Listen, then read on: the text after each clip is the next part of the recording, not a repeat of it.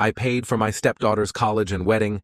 Now she says her real dad deserves the father-daughter dance. Hello Reddit I plus here. I've been holding this in for a while, but with everything that's happened, I need to let it out somewhere. Maybe this will help me process it. Maybe not. But here goes. I 49M married my wife Michelle when I was 31. She had a daughter from a previous relationship, Sandra, who was 4 at the time.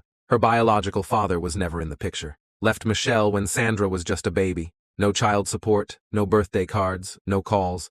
Completely ghosted them both. When I first met Sandra, she was a shy, quiet little girl who wouldn't speak above a whisper to strangers. But after a few months, she warmed up to me. I remember the first time she reached out to hold my hand. It was at a petting zoo. That tiny hand in mine. I still remember the way it felt.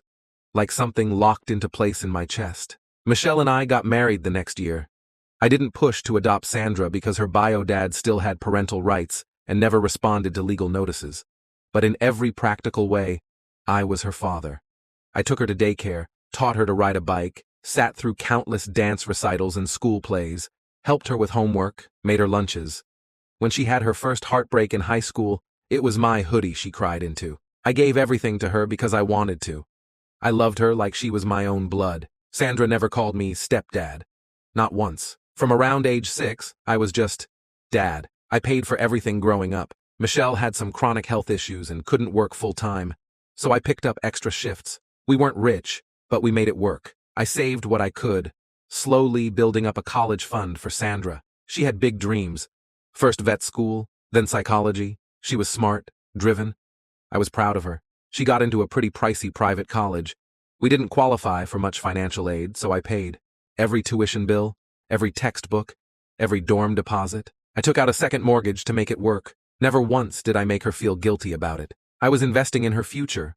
What else is a dad supposed to do? When she graduated, I cried. Like, ugly cried. She hugged me and said, "I wouldn't have made it without you, Dad." That moment, I held on to it. Michelle passed away about a year later. Cancer. Fast, brutal, and completely unfair. Sandra was devastated and so was I. For a while, we leaned on each other. I thought we were closer than ever. We cried. We went through old photos. We planned a memorial together. I never would have imagined what came next. A few months after Michelle's passing, Sandra got engaged. She met a guy named Eric. Nice enough, kind of reserved. She asked if I'd help with the wedding costs. She knew I was still paying off her college loans, but I told her, of course, because again, that's what dads do. I paid for the venue deposit, covered the photographer, paid for her custom dress, which cost more than any car I've ever owned.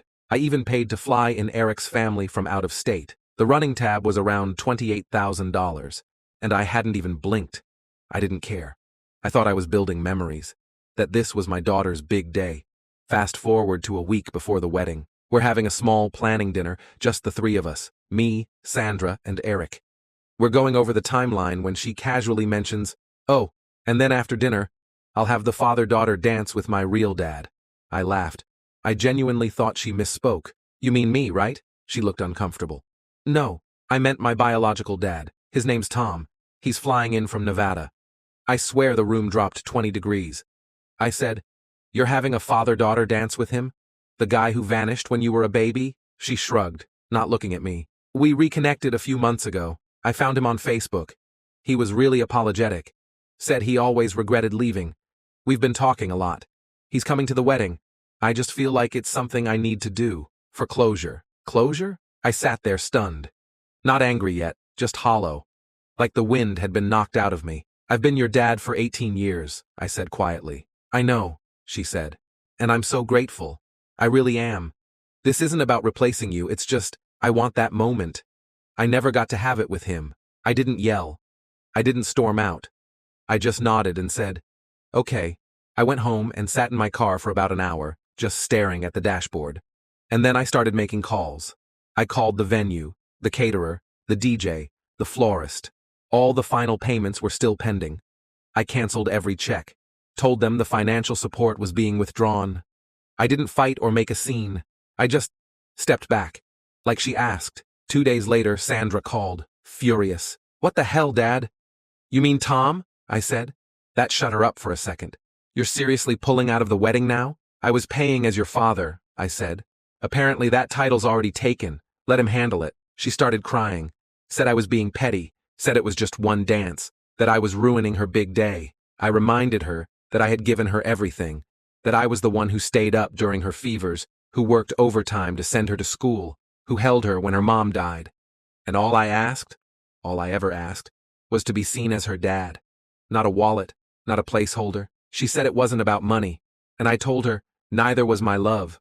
The wedding still happened. Smaller scale, church basement, cheap buffet, Bluetooth speaker playlist. I wasn't invited. I saw a few photos online weeks later. There's one of her dancing with him, Tom. He looked smug.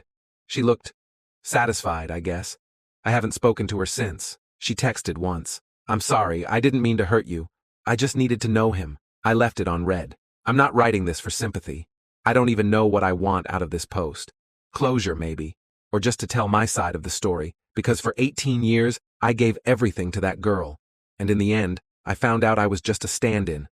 A convenient, reliable, invisible man. Maybe I was never her real dad, but I showed up.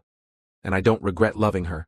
I regret believing I was irreplaceable. It's been 8 months since the wedding. I've gone through every emotion in the book. Rage, grief, guilt, emptiness. I questioned myself 100 times over. Did I overreact? Did I let one moment destroy a relationship I spent nearly 2 decades building? Could I have just swallowed the insult and smiled through it? But here's the truth I keep coming back to. It wasn't about the dance. It was what that dance represented. I didn't just lose a seat at the wedding. I lost my place in her life. For months, there was radio silence. No calls, no texts, no birthday message in April. We used to have a tradition where she'd come over every Sunday, even after college. We'd watch a movie or cook together. That's gone now. She hasn't been to the house once since that night. Not once. The house still feels like hers in a way. There's a bookshelf in the living room with her favorite childhood books. The Secret Garden, Matilda, a tattered copy of Charlotte's Web I used to read to her at bedtime. Her old room is untouched. It still has glow-in-the-dark stars on the ceiling and a cracked photo frame on the nightstand of the two of us at the zoo, the day she first called me Dad. I tried to take it down once, but I couldn't. Not yet. I've seen her a few times around town. Once, at a grocery store. She was with Eric. She spotted me and ducked down another aisle. Couldn't even look me in the eye. The second time was at the cemetery. I still visit Michelle's grave every month. Leave flowers. Talk to her quietly. Sandra showed up unexpectedly one Saturday, around the anniversary. We stood there in silence for a long time. She cried. I wanted to say something, anything, but all I could think about was how Michelle would have felt if she saw what had happened to us. Sandra finally broke the silence. I didn't mean to replace you, she said, tears running down her face. You didn't replace me, I said. You erased me. She flinched.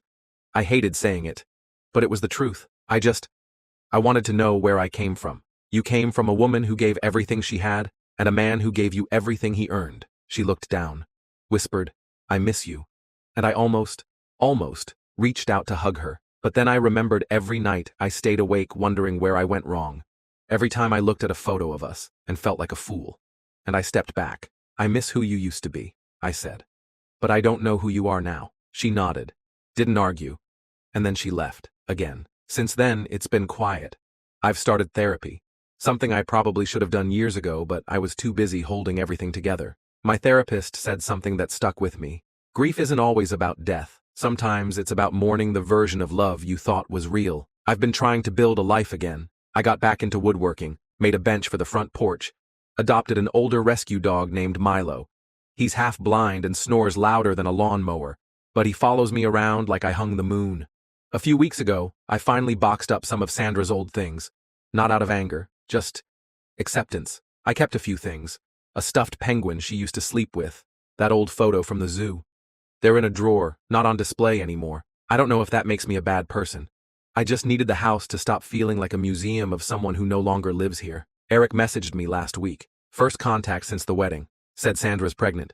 I stared at the message for a long time. My first thought was, am I supposed to be happy for her? My second was, does she expect me to be grandpa now? He didn't ask for money or favors. Just said she was struggling emotionally and thought maybe I'd want to know. I haven't responded yet. I don't know if I will, because the part that hurts the most isn't just that she hurt me. It's that when she made the biggest decisions of her life, she chose to write me out of them. And now she wants me to flip the page and pick up a new chapter, like nothing happened. But I can't. Not yet. Maybe someday I'll be able to look at her and feel something other than betrayal. Maybe someday, if she comes to me with honesty, not guilt, not obligation, I'll find it in me to open that door again. But until then, I'm learning how to be okay on my own. I gave 18 years of my life to a little girl who I loved like my own, and in return, I learned one of the hardest lessons of all. Love doesn't always come back the way you gave it.